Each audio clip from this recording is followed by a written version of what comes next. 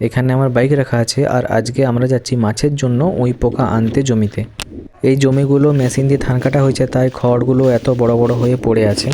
Machine দিয়ে ধান কাটার ফলে খড়ের আঁটিগুলো বড় থাকার জন্য এভাবে পুড়িয়ে দেওয়া হয়েছে।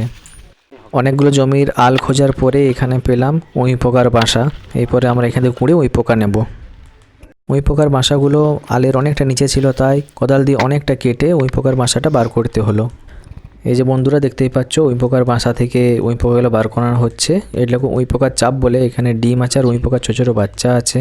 এইগুলি উই পোকার মেকা বা উই পোকার চাপ বলা হয়ে থাকে, আর এগুলো মাছের টোপের জন্য এগুলো ব্যবহার করা হয়। যদি কারো উই পোকার প্রয়োজন হয়ে থাকে মাছ ধরার জন্য, তাহলে আমাকে কমেন্ট করে জানাবে, আমি সুলভ মূল্যে তাদেরকে উই পোকা প্রোভাইড করে দেবো, টাটকা টাটকা।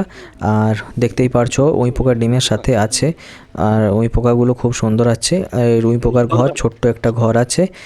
তারপরে আমরা উই পোকার ঘরটিকে বন্ধ করে দিলাম, দিয়ে আমরা বাড়ি চলে এলাম উই পোকাগুলো